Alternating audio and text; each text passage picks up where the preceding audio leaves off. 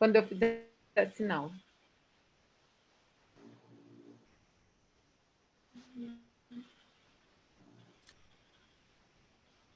Olá, pessoal, amigos e amigas do Observatório Leopoldina. Estamos ao vivo aqui, iniciando uma série de lives, aproveitando aqui o que seria uma jornada de virada sustentável tradicional na Leopoldina. Tivemos que transformar esta virada sustentável numa virada online, né?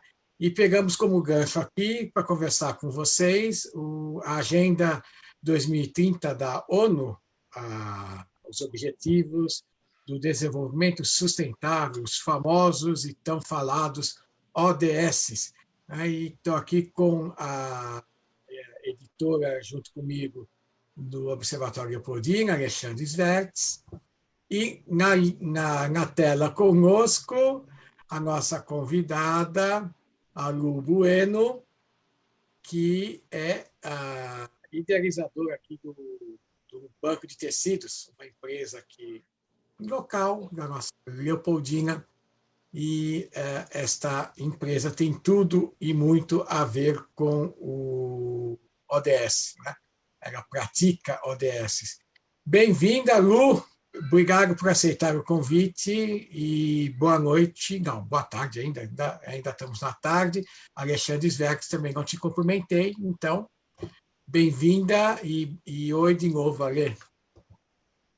Olá, bem-vinda, Luciana, Lu Bueno, do Banco de Tecidos, nossa inspiração aqui no bairro, faz muito pela sustentabilidade, mas é essa sacada, né? A gente está aqui para conversar sobre o pulo do gato. Quando você reuniu um comércio, adorei a frase, nós temos um produto que também é dinheiro, que também é moeda. Então, é isso, a gente quer conhecer mais o banco. Bem-vinda, Lu. Obrigada a vocês dois, amigos, parceiros, companheiros de rua, de bairro, de vida. Feliz estar aqui, feliz estar no bairro. Eu acabei me mudando para o bairro por uma questão profissional, né, onde eu moro nele também. Vim para fazer um ateliê, o ateliê virou esse empreendimento aí, que é o banco, né, essa empresa. Então, um pouquinho de onde eu venho, eu sou cenógrafa, diretora de arte e figurinista. Eu venho da área das artes e na sobra do meu material de trabalho que surgiu a ideia, né, porque eram 2 sócios, outros 2, mudou já toda a equipe para agora. E aí, quando nós mudamos justamente aqui para o bairro, era uma casinha menor, perto dos ateliês que a gente tinha, e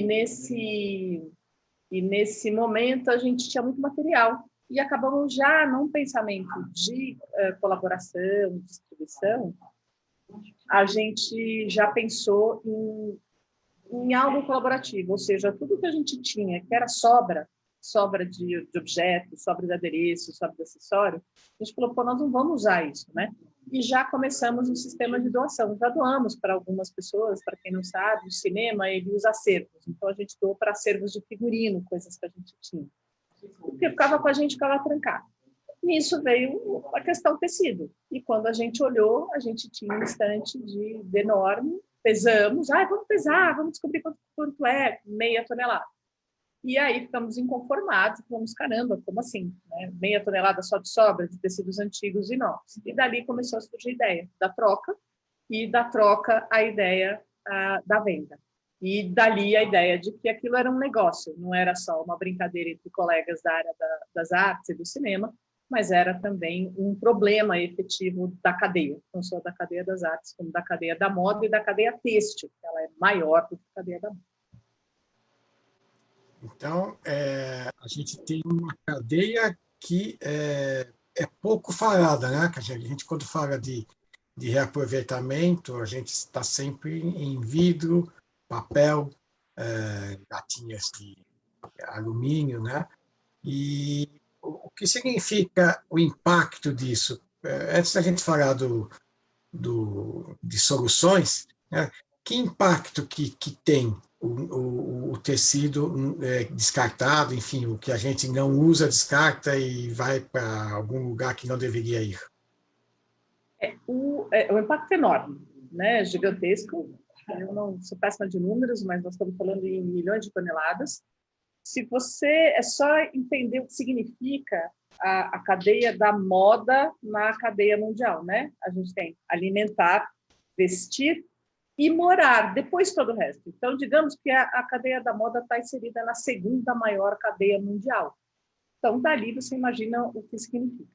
Existe um cálculo de que tudo que vem dessa área têxtil ainda não é metrificado, sobretudo as questões da sobra. Tá? Depois posso até explicar um pouquinho por que isso na grande cadeia. Mas ele não é metrificado. Então, por estudos recentes, por investigações quase empíricas, existe uma norma, um bom senso de que entre 15% e 20%, alguns dizem 25%, de todo o material têxtil trabalhado, de todas as suas roupas, de todas as suas cortinas, de todos, 25% se desperdiça ao longo da cadeia, do plantio do algodão ou da criação da fibra sintética até o final, até a ponta. Vai perdendo esse material ao longo. Isso é muito, isso é cretinamente muito. Então, o impacto é enorme. E isso tudo, e por que, aonde ele vai parar? A questão do reaproveitamento aí que você colocou, por que não se fala no tecido? Né? Obviamente, quando eu comecei o trabalho, eu comecei a estudar, ir atrás, porque é uma questão de demanda. Alumínio é ouro. Alumínio você pega e vende muito rápido. Famílias e famílias vivem de catar o alumínio, certo? E vendem bem, e tem um mercado estabelecido. Agora, o papel também, o vidro, a gente sabe que tem uma série de problemas, mas também tem um mercado. O que acontece com o têxtil? Ele não tem um mercado, ele não tem soluções a grande escala, então ele não vale nada, entendeu? E aí não tem soluções, então o governo não cria soluções efetivas escaladas e nem as empresas criam condições efetivas escaladas. A questão é que de uns 6, 7 anos para cá, houve um evento que marcou muito a cadeia da moda, sobretudo, e aí colocou no holofote a cadeia da moda, como já colocou outras cadeias anteriormente, que foi uma tragédia que aconteceu em Bangladesh, que se chama a queda do Rana Plaza. O Rana Plaza era uma dessas fábricas gigantescas em Bangladesh que, obviamente, colocava milhares de trabalhadoras, porque a maioria eram mulheres, costurando, sem nenhuma condição. O que aconteceu? Desabou. Morreram milhares de pessoas. Até aí, não teria nenhuma notícia se não tivesse roupa de grandes marcas lá dentro. E aí isso explodiu, aí todo mundo começou a falar, e de lá para cá, isso deflagrou o grande problema, né? Quase uma perversidade que existe em toda a cadeia da moda, desde o plantio do algodão até o resíduo. Ale? Porque essa coisa de pegar fogo em fábrica, trabalhadores, sempre foi um ponto de revolução no mundo, né? Desde a Revolução Russa com o trabalho das mulheres, as inglesas com o voto. E é isso, a gente, anos depois, ainda tem todo esse comércio, toda a indústria se aproveitando do trabalho, né? Do trabalhador. E a gente, bom, enfim, mas a questão aqui é a cadeia do tecido, como o banco, quando te deu aquele clique, fala assim, vou fazer parte desse elo para a solução das questões do tecido. Isso não é um clique, eu acho. Tem gente que tem cliques. Para mim não foi um clique, para mim foi um modo de vida. Eu brinco, eu não teria outro negócio, eu venho das artes, onde eu não tinha, claro que eu tinha um PJ, porque a gente foi ficando pejotizado e a cadeia das artes também. Ninguém mais é empregado, todo mundo era pejotizado. Mas eu sempre estava trabalhando agregada a alguém, né? A um projeto, a uma produtora. Ter um negócio só seria possível para a minha pessoa porque era como banco. Eu não teria qualquer outro negócio. Eu até estava procurando outras coisas para fazer e tal. Mas eu não é... Porque tem gente que é startupeira, né? Fica procurando soluções de startup para ganhar dinheiro. Para mim foi ao contrário, aquilo foi nascendo naturalmente dentro do processo, e ao longo do processo eu entendi que aquilo era um negócio. Então só foi possível eu ter um negócio, eu, Luciana Bueno, da maneira que eu sou, e todas as pessoas que se agregaram a isso, que são bastantes, porque acreditavam, antes de tudo, no propósito, né?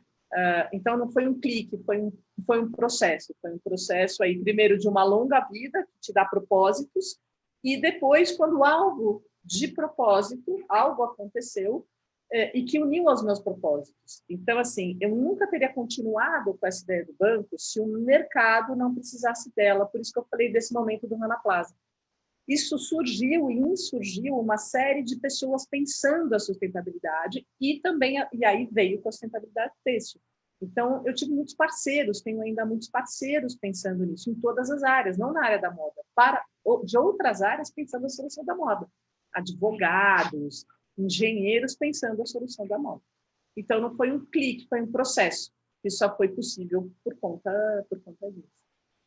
Eu fico aqui com essa cara de surpresa, eu vou até cortar o Fiora, que era a pergunta dele agora, porque é isso, né? A sustentabilidade, quando você fala de processos, eles acontecem com o que de fato acontece no chão da fábrica, nos lugares, como é usado. Não é um ideal, assim, vou fazer isso, não é uma solução mágica.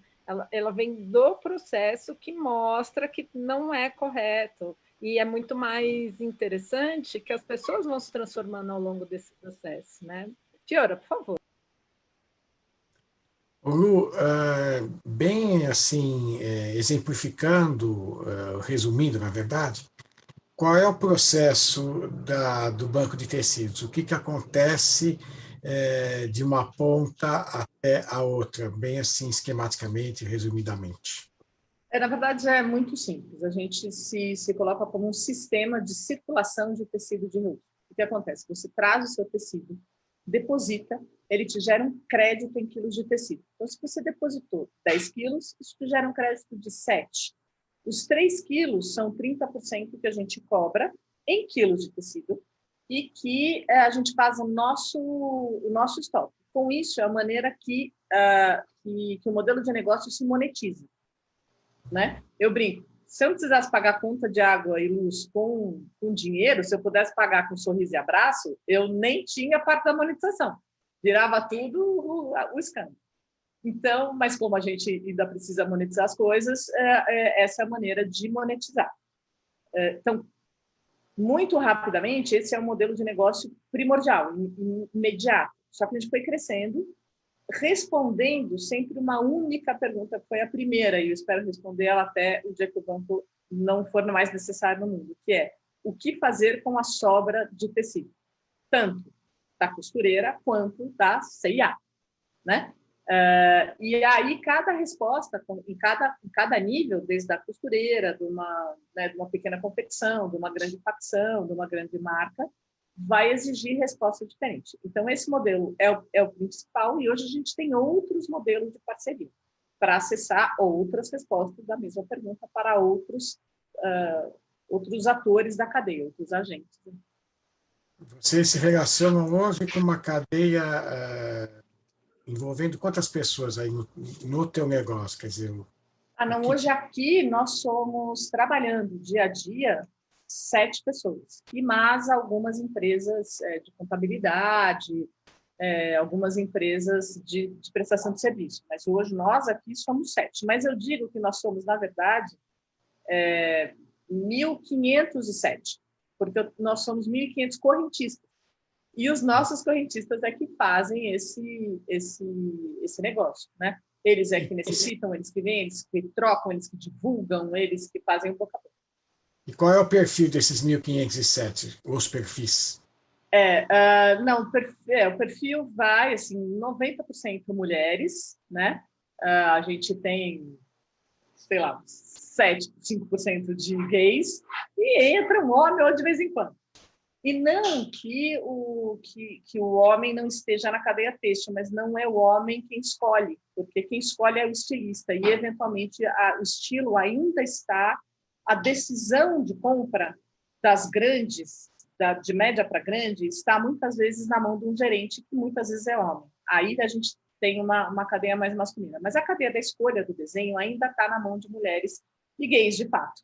Então, esse é o nosso perfil de, sei lá, 20, 25 e vai até 70. Claro que a gente segura aí essa relação de 30 a 50, que é quem está desenhando e comprando, desenhando e comprando. Quem vem para escolher é o estilista, é o designer. É o designer que vem, de fato, escolher dentro das suas empresas. Alexandre. Eu estava aqui procurando a imagem, porque eu queria fazer o upload, mas aqui é o ODS 12, consumo responsável. Então, logo de cara, fala os ODS, são 17 metas, a meta 12 é o consumo responsável, e nela tem 12 metas. Então, a abertura do objetivo, a explicação do objetivo está assim: assegurar padrões de produção e de consumo sustentáveis. E, a partir daí, tem várias metas ligadas a políticas globais, mundiais, políticas setoriais, políticas locais, até chegar no nosso lugar, que é aqui o consumo, né? Quer dizer, quando eu escolho comprar do banco de tecido, eu estou favorecendo esse consumo sustentável, né? Porque a gente ainda nem chegou no descarte para onde vai o tecido, né? Então, eu acho que eu respondi uma das perguntas que estava no chat, que era quais os ODS são ativados pelo trabalho do banco de tecido. Então, o 12 a gente tem certeza, assim, que é aquele que pega na letra, assim, que revoluciona a nossa maneira de ver.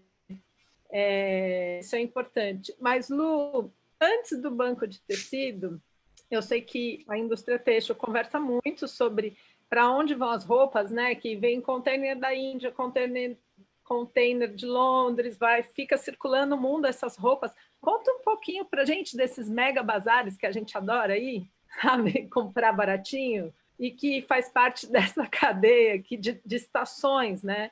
Eu fiquei muito impressionada com os números, porque temos modas por estação. Então, isso já evidencia um pouco o problema. Conta. Essa não é muito a minha especialização, mas eu já fui falar sobre isso até para a própria Vicunha, para a cadeia têxtil da Vicunha, no evento da GV.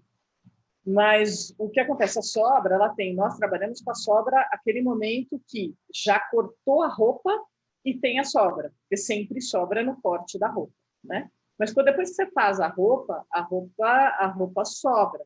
Então, a questão do consumo consciente, o que a gente aqui e alguns grandes parceiros fazem é você comprar de pequeno e você comprar da sua região, né? E você comprar um pouco mais caro uma peça que vai te durar 4, 5, 6, 7 anos do que você comprar uma peça muito baratinha. Então, sei lá, você pode gastar R$300 em camisa por ano. Ou você compra 3 camisas de 100, ou você compra 150 de 20. E a questão é o famoso fast fashion, né? O nome é esse. O fast fashion, eu não vou saber o tanto, porque não é mesmo, né? Mas é assim, eu acho que a cada 3 semanas as lojas eram obrigadas a mudar a sua vitrine. Faz a conta aí. Dá uma quantidade de coleções ano que é surreal.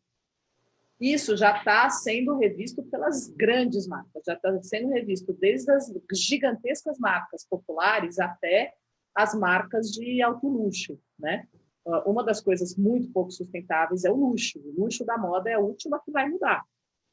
Mas ainda assim está sendo revista. Por exemplo, muitos desfiles que é um evento que às vezes foram feitos com muito desperdício, foram bastante criticados ao longo dos últimos anos.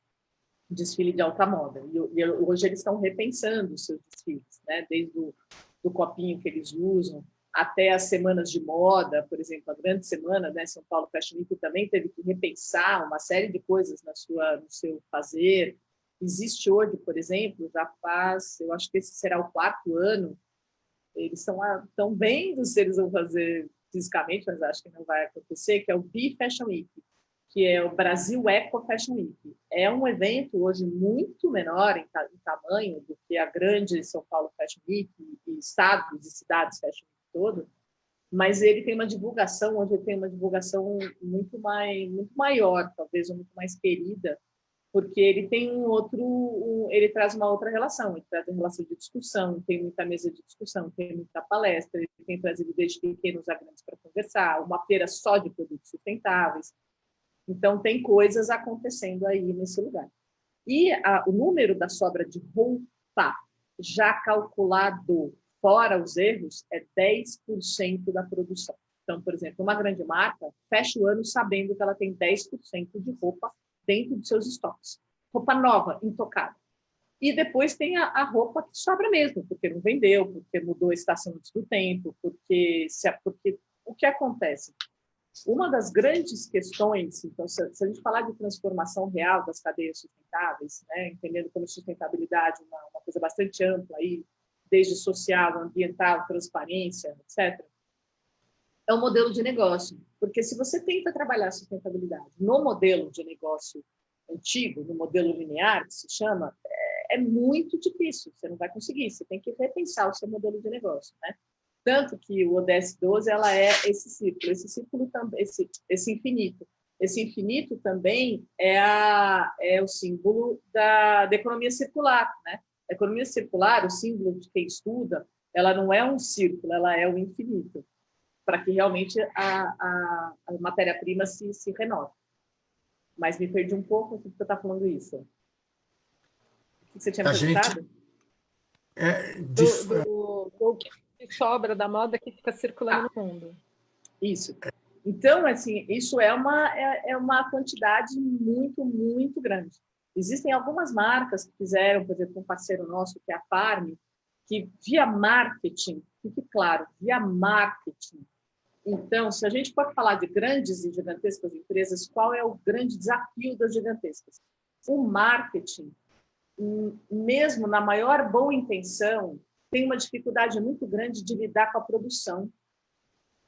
Então, às vezes, o marketing faz eventos e faz iniciativas e ações com muita intensidade, mas que acaba não conseguindo afetar a própria produção da própria empresa.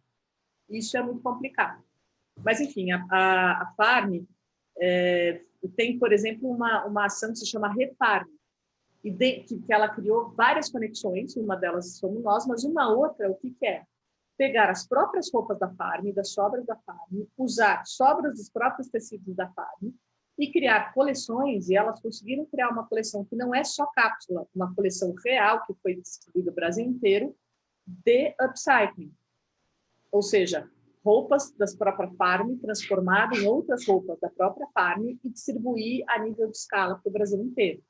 Não é toda a Farm, mas é parte. Então, sei lá, se uma empresa consegue colocar 30%, 25% da sua coleção, ela já está evitando uma série de questões, né? Eu acho importante a gente olhar o processo histórico, né? E dialeticamente encontrar as respostas, né?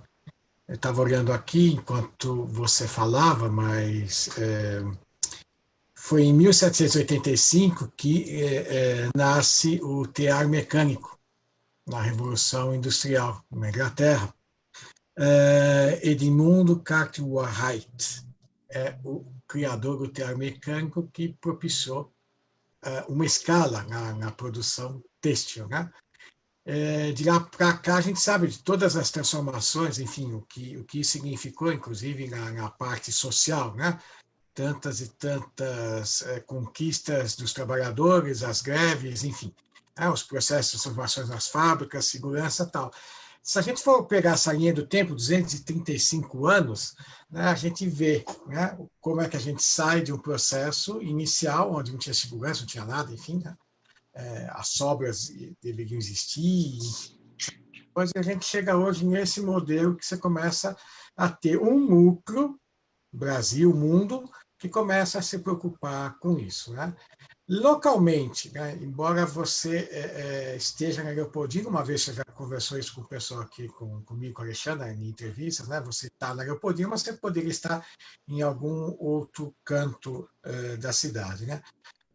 Localmente, pensando na Leopoldina, né, e essa cadeia que você coloca, que mensagem a gente pode deixar, que chamamento a gente pode fazer para quem mora aqui na Leopoldina encontrar você no banco de tecido? Que ligação é esta? Que a gente pode tentar uma ligação mais direta, mais, sei lá, umbilical, vamos supor assim. Tá. Eu antes só vou falar, então, de um outro assunto, já que você falou desse histórico, né? E aí isso me lembrou uma outra questão, justamente do descarte. A gente acaba estudando muito o descarte aqui no banco, o resíduo, apesar da gente não lidar com o resíduo, porque nós estamos quase lá naquele fim da cadeia, no começo da cadeia, né? Então, muita gente acaba puxando a gente para conversar. Mas só para as pessoas entenderem um pouco qual foi o grande problema em termos de descarte, por que não há soluções escaladas para tecido? Por uma coisa que se chama mistura de fibras, né? Em 1700, 1800, até o começo de 1900, até a descobrir do plástico, do fio plástico, porque ninguém acreditava que um fio plástico seja estrudado, que um plástico pudesse virar um fio tão fino a ponto de virar um fio de PC, não se acreditava nisso, nós estamos falando de, sei lá, metade do século XX, tudo era natural. Então, qualquer tecido jogado na natureza decompunha, né? Então, ainda que tivesse uma fabricação e ainda que tivesse já o início de sobra, você jogava na natureza, qualquer algodão que é 100% algodão, se você picar, colocar no teu vaso, ele vai biodegradar, né? O problema foi quando começou a se criar a junção das fibras, certo? Porque não existem técnicas, mas nada ainda desenvolvido escalado para separar as fibras. Então, é muito complicado esse processo. Aí, por outro lado, a turma fala assim, mas o algodão é o melhor de tudo e o poliéster é um horror. E aí é um pouco onde a gente se encaixa. Falando com algumas pessoas de bastante conhecimento e da área sustentável, eu ouvi o seguinte, é simples, se a gente resolver plantar algodão e linho para toda a população que tem no mundo, não dá. Só não dá. Não dá.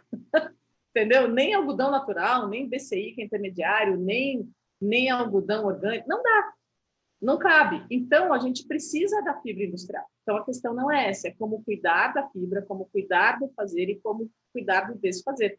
Porque nós não vamos, a curto prazo, não ter o plástico, né? Não ter a linha.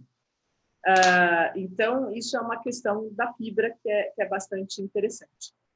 E quanto à sua última questão, nós estamos aqui, nós somos do bairro, eu acho que o que o bairro tem de muito... A Leopoldina é um bairro muito cuidado, né? É um bairro muito diversificado, que tem todo tipo de gente, né? É um bairro mais antigo, muita gente nova chegando, então a gente tem gente nova, gente velha, gente pobre, gente rica, a gente tem um bairro muito diverso.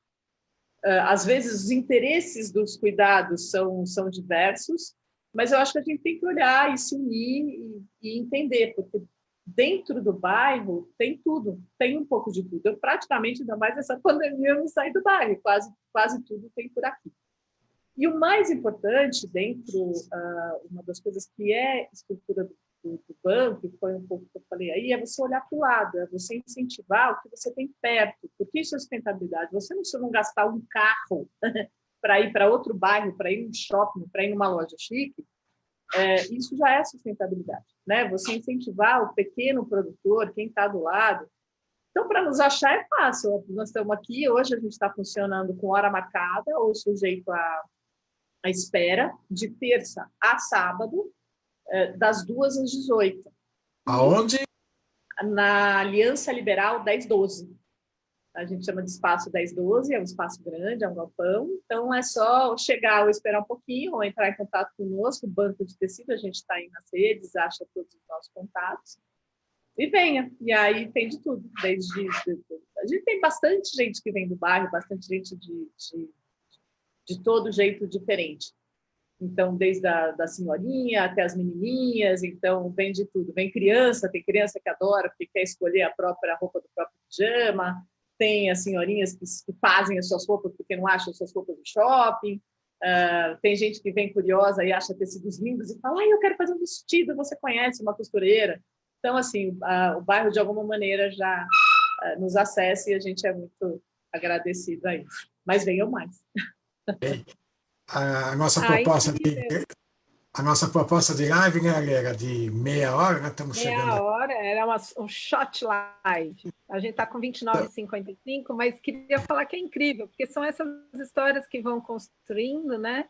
E as conexões, mesmo o galpão, já é um resultado de uma virada sustentável, de um diálogo entre, por exemplo, Luciano, a Arminella, que é cenógrafa, e a Giedre, que tem a passarinha orgânica, e que juntas conseguem pagar o aluguel desse espaço. Então, já é colaboração, né? Juntas. E a partir desse encontro, elas fizeram, por exemplo, um sábado de economia circular, onde uma visitante, que é a Beth, que é do condomínio Upper Living, lá da Mofarrege, se inspirou para fazer todo o processo de compostagem do condomínio. E está ativo, está produzindo. E vai ser nosso caso aqui de sábado.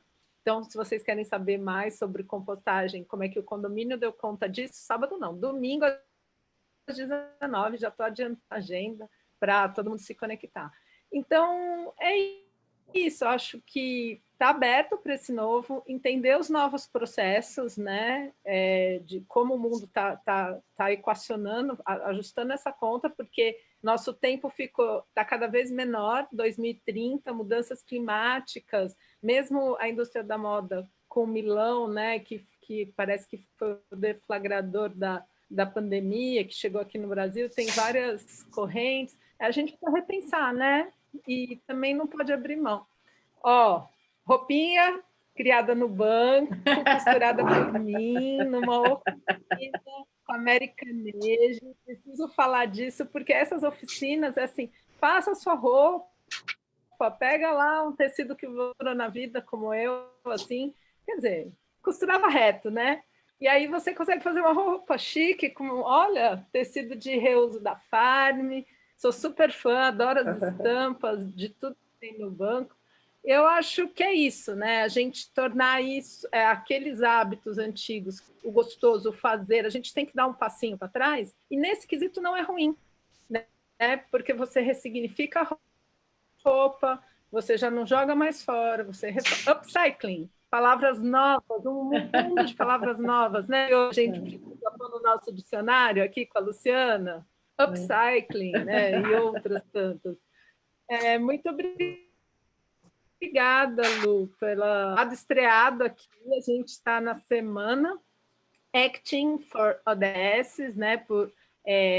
A hashtag está lá na nossa página, então quem quiser se conectar, está fazendo alguma coisa, plantando uma árvore, sendo sustentável, reciclando, põe aí sua experiência aqui na Leopoldina, né, Lu? E é isso. Sim. Muito obrigada. Obrigada a vocês. A gente sempre se encontra na Leopoldina. Eu é que agradeço. Vou contar só uma coisinha. A gente mudou, né? A gente estava ali na Campo Grande, que era uma casinha pequena, e precisamos vir para um galpão. E aí todo mundo falava, vai para o Brás, vai para o Brás. Eu falava, não vou ficar no bairro.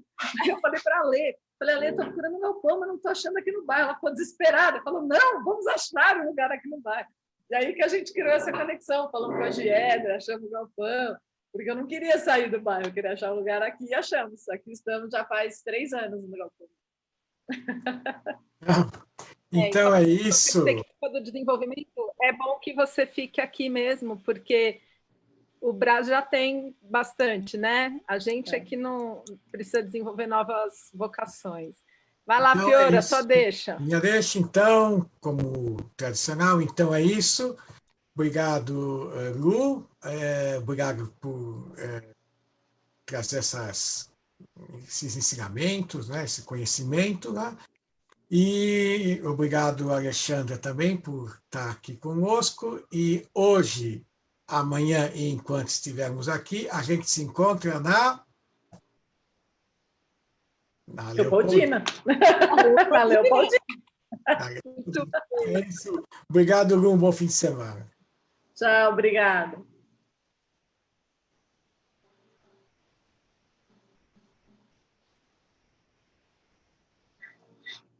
Oi? Oi? É isso? Saiu do streaming? Não sei Ou se estamos lá estamos, ainda? Então, estou indo. se estamos ainda no ar, de novo, um tchau. Aí.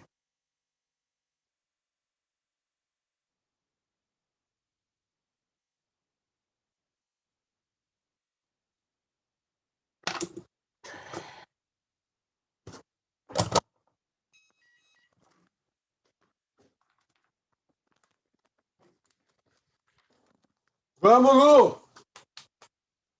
Não podemos falar vamos que vamos.